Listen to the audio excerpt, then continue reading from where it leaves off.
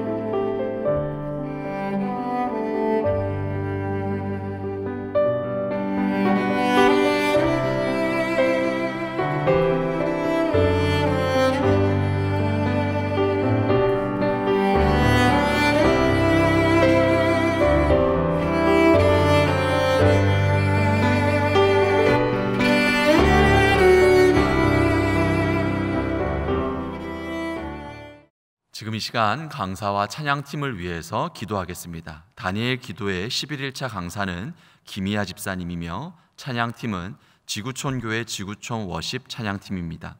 하나님 11일차에 성령의 불을 내려 주시옵소서. 성령의 거룩한 역사가 있게 하여 주시옵소서. 우리 함께 주의 이름 찾고 합심해서 간구하겠습니다. 주여!